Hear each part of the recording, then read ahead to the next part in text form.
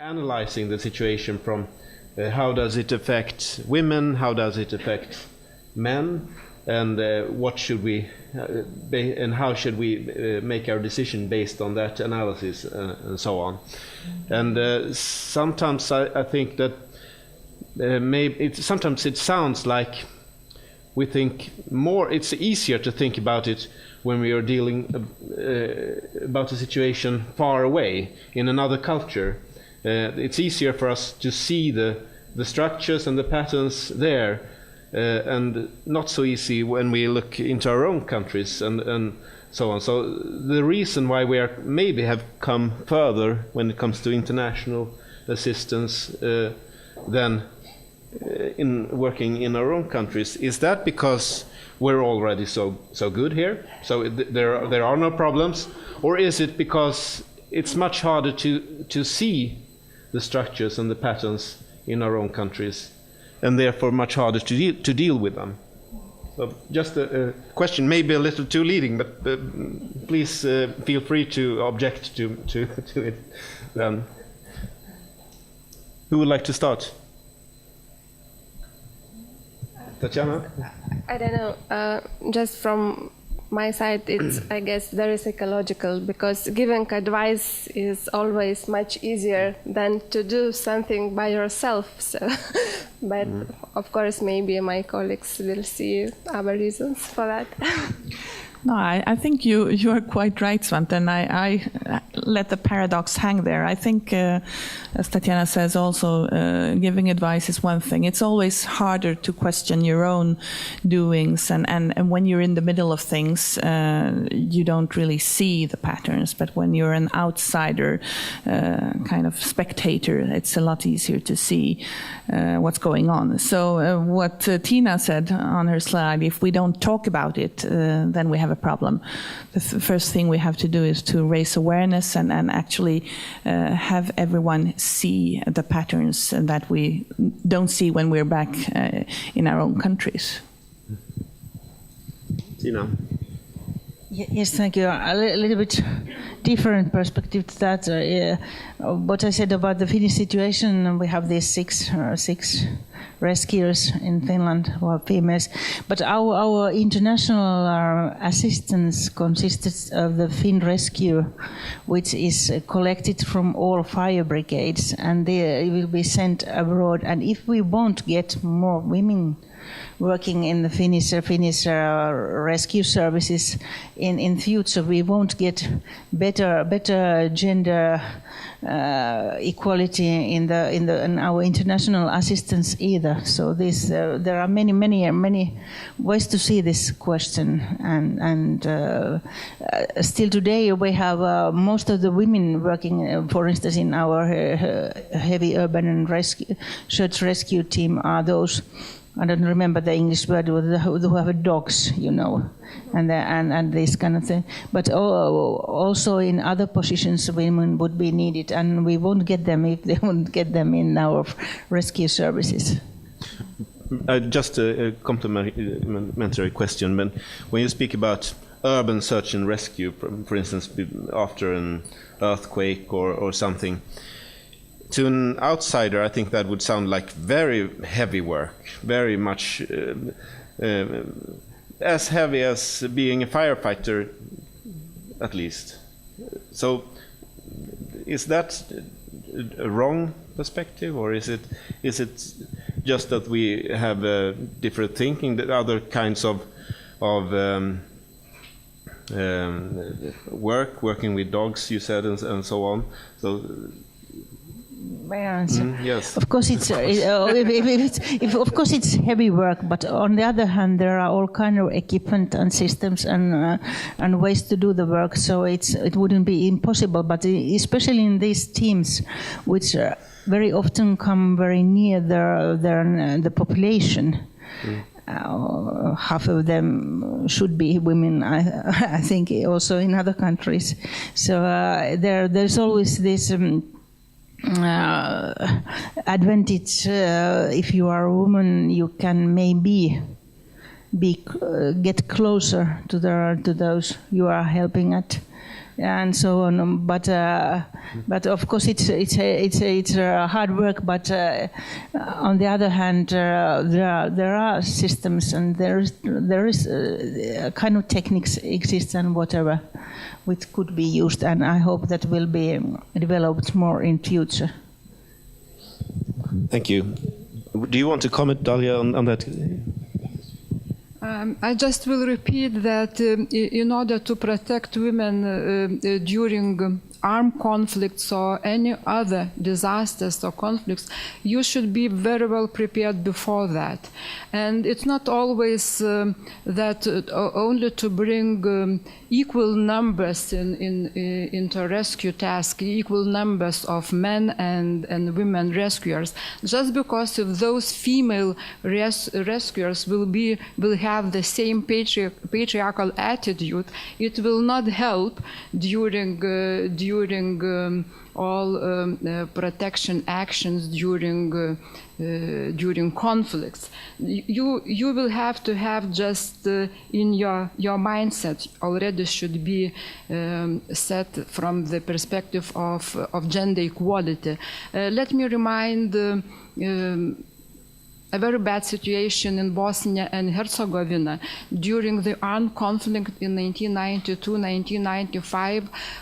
Over 50,000 women have been raped, and only seven men are accused up to now.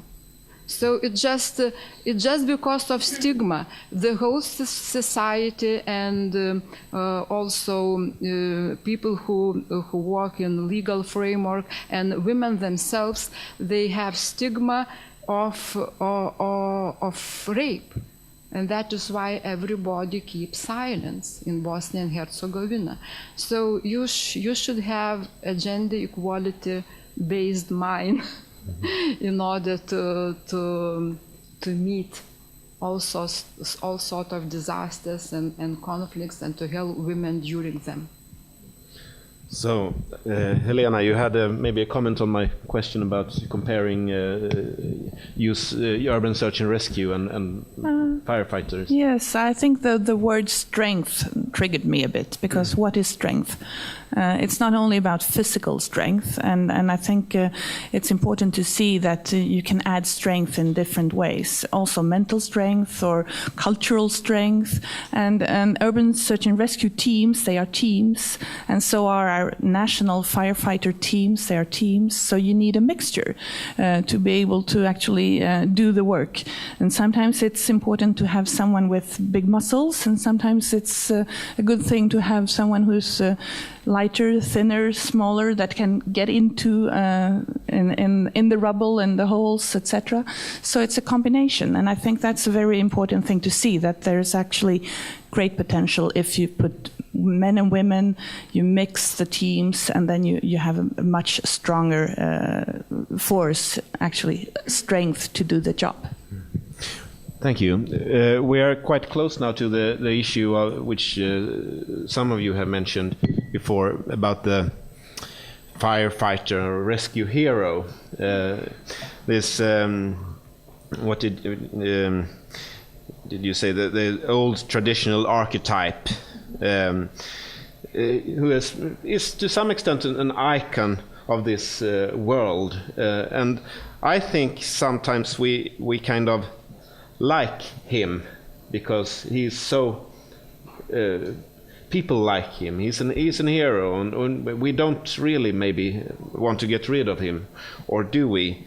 Should we cherish this hero figure, or is this archetype standing in the way for better working methods, healthier work environments, and improved gender balance? What's your perspective on that issue?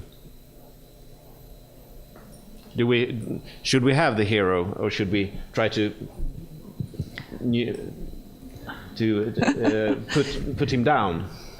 Well, one should always be careful with abolishing traditions, but on the other hand, I think that he stands in the way, blocking our minds. So yes, I think we should do away with him. I don't know what Tiina says. Something about that, to that direction also. I think that I mentioned that 75% of Finns would like to see more female rescuers, and in the gallops made in Finland, that profession is the one that is most trusted on and most appreciated of all professions in Finland. They are number ones in these rankings.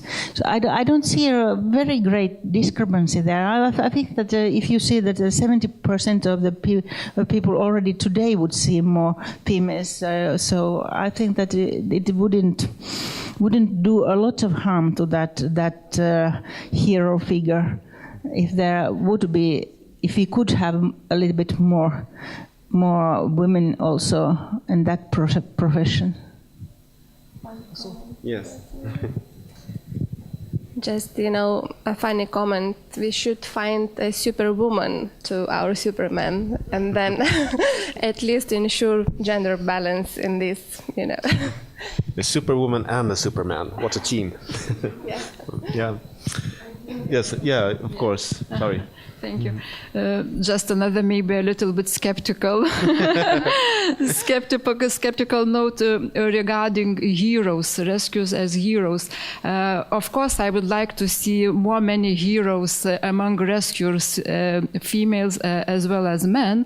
But what did happen again in terms of the same Bosnia and Herzegovina, or let's say in the case of Rwanda conflict, or in the case of such a vast sexual violence against women in Congo Democratic Republic?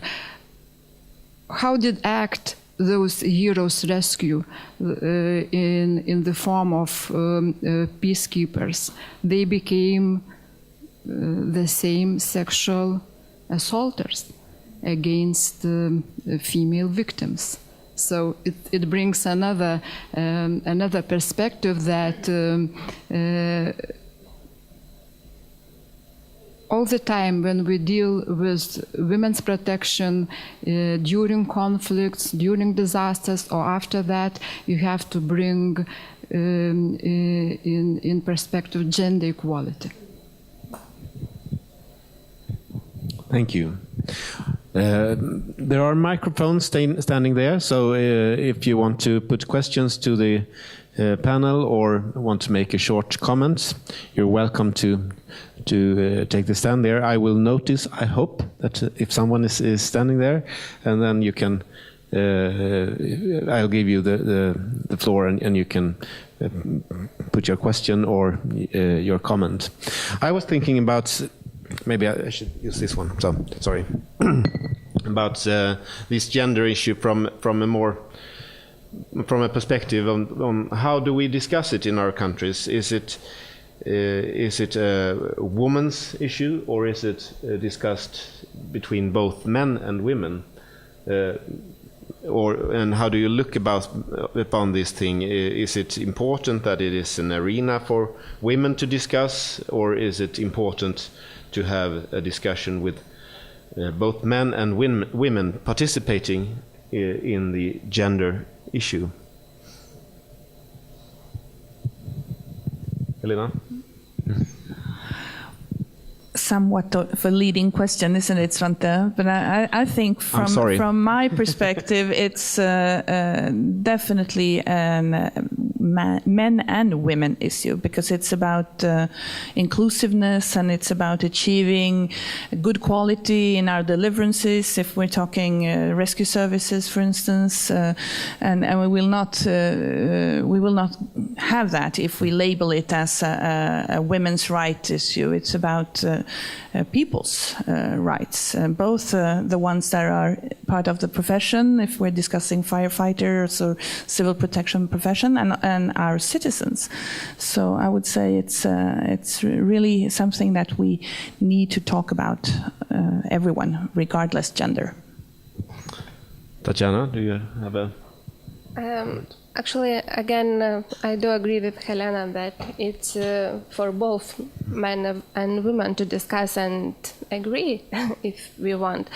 And actually, and I would agree with our colleague from Lithuania that sometimes it's not important who raises these questions, but just who thinks about it, and really, do they take it into account? Have they thought before doing something? And it's not about defending women's rights, let's say, or but it's about inclusiveness. I do agree. So, it's not who is higher or who has more power, but do we really take these issues into account? And again, in order to have better results. Thank you. Tiina. Yes, thank you. I think that it's difficult to say. I agree with Helena. It should be men and women both talking about that. It's a little bit difficult in the country like my own, which is pretty equal in general.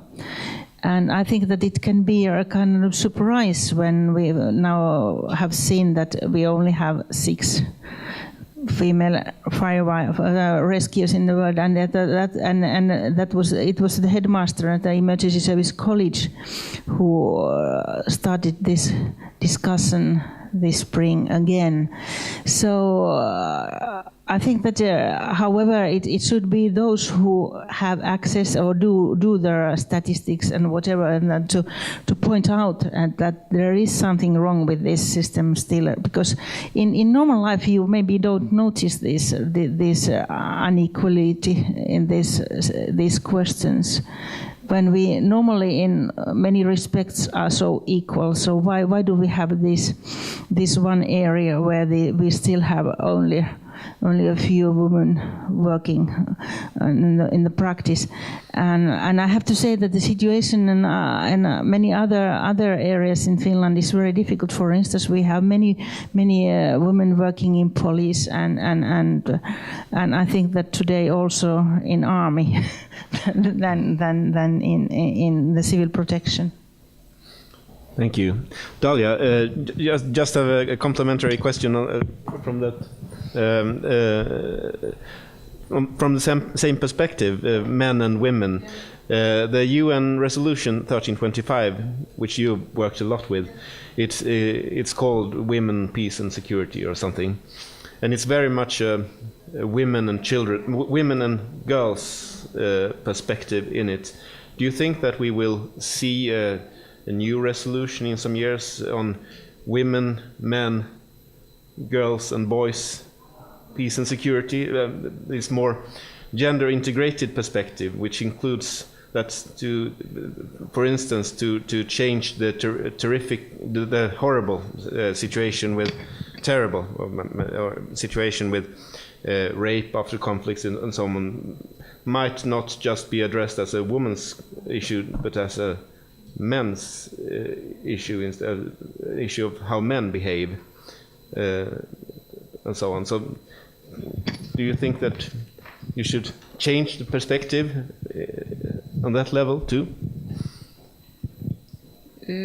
Yeah, probably you are right, and this new general recommendation number 2028 of the CEDAW committee, it talks how to involve, how to protect boys. But up to now and so far, we still have many men who are assaulters. So probably it's not the right time to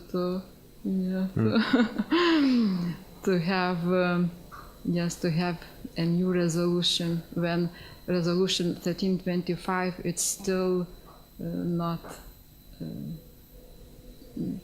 done. Yeah, thank you.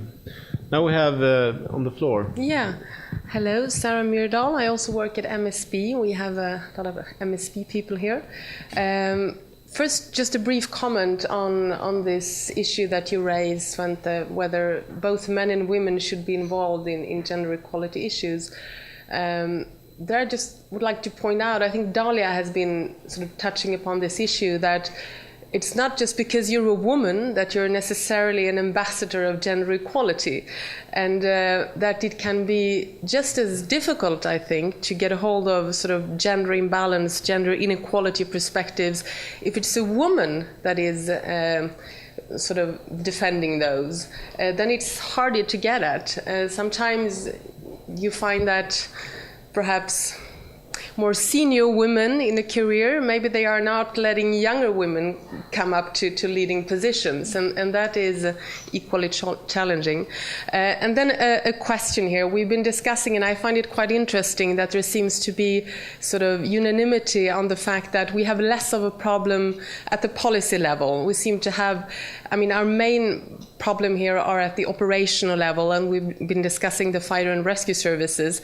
So if you would design a gender equality manual for operational managers in the fire and rescue services across the Baltic Sea region, what would be your top priorities in such a manual? Sort of practical guide. That's my question to you all. Oh, that's a hard one, I think. Yeah. But I give you just a few seconds to think, and then we'll see if anyone wants to start. Helena. Yeah. First of all, I want to say that there's a certain place in hell for women who do not help women in their careers, just to have that stated. Then on your question,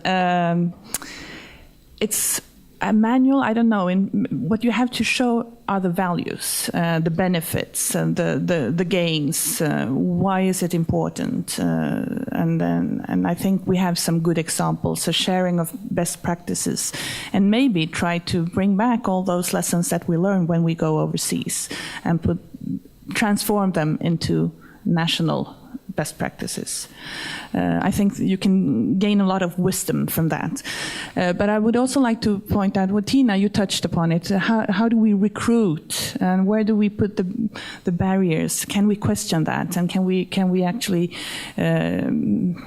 show that these requirements on physical strength, etc., that they are just a barrier and nothing else, because you can do the job with new technologies and building a team. So I think that's something that we should show to the decision makers in recruiting to the training, and we've been doing that a bit in Sweden, but it's a hard thing to convince all the men that are out there operational that, well, not everyone has to carry a 75 kilo or 80 kilo body. No, exactly. And to carry the booms or ladders or whatever you need to carry, well, there are equipments that can help you do it. I think that would be top priorities.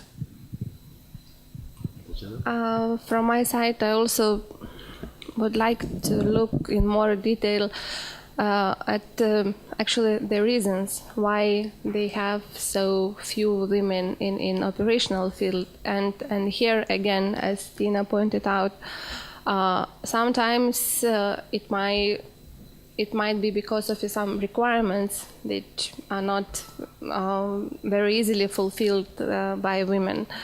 In some cases it might be shift work, so so maybe they should have some more flexible, let's say, solutions. So actually I would like to look more at the reasons why. So, and then put some good. Tiina? Yes, thank you. I agree with Helena. I think it's a question of values, and it's very much a question of this teamwork, because civil protection is not any individual job. You have to rely on your co-workers and whatever. And then I think that if you have a team with different qualifications, different knowledge, different people in. So you might have this. What I really wanted to see, the versatility in response.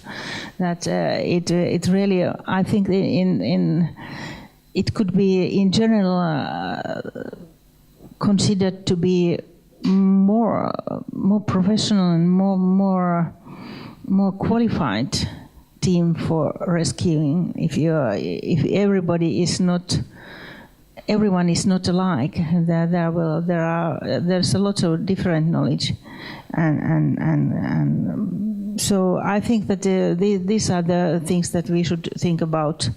That it doesn't make the team worse if there are different personalities, different members, and that's what I could say. And this was a very difficult question to be answered very quickly. It needs maybe a lot of work, but the values and then the teamwork itself, I think that could be some key questions in that. Thank you. Are there any more questions from the audience? So please stand up. You can get in line, so I see that you are more than one. Then it's easier for me to know the time. So please present yourself. So I'm I work with EUSBSR, and I just want to share something that I think is very interesting to see when we are talking about the possibilities for women and men. We're working in this area of civil protection.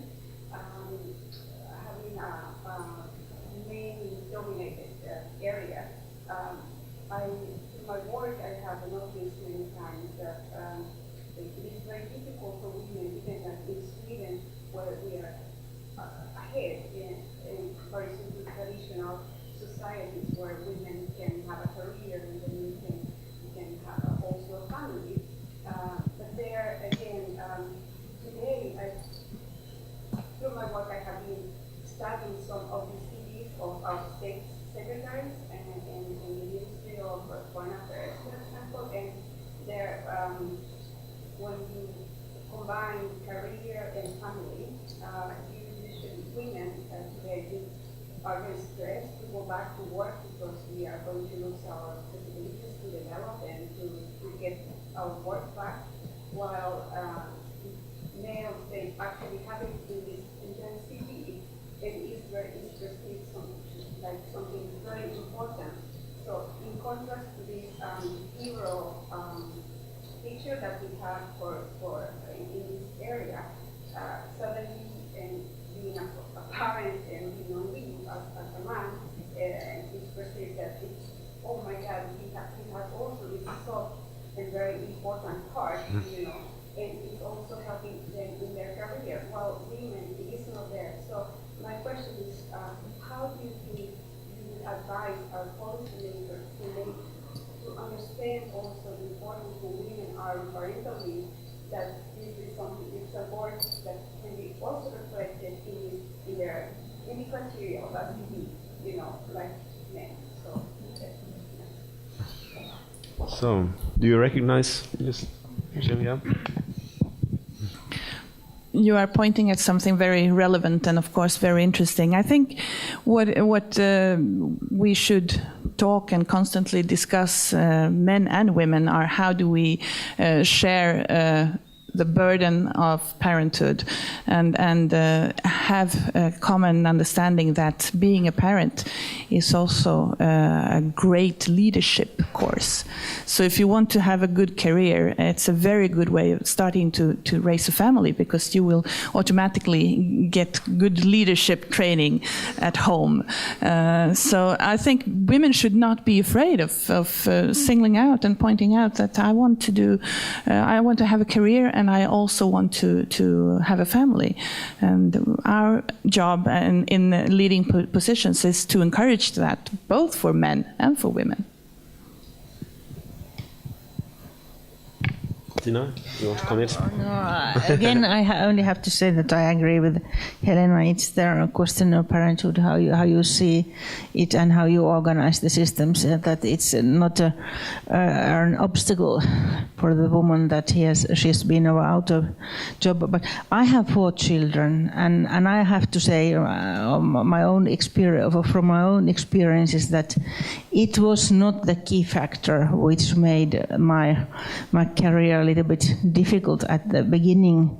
The same happened to my colleagues female colleagues who didn't have any children. So it was more question of gender than that. But maybe it's because we have pretty good arrangements in Finland for these daycare systems and whatever. But I still think that this was something that seems to be coming more in question nowadays. Young women are a little bit afraid of leaving their job for a year because they think that they will lose their possibilities for the better career, and that we should think about a little bit more maybe than we do today. Thank you. I have a personal reflection on that question too, that because I think myself, being a parent with small children, that I can do some things and take some freedoms that my wife can't. I can take my children to a meeting at work if I have to, and it's just kind of cute that this man takes his children to a meeting at work.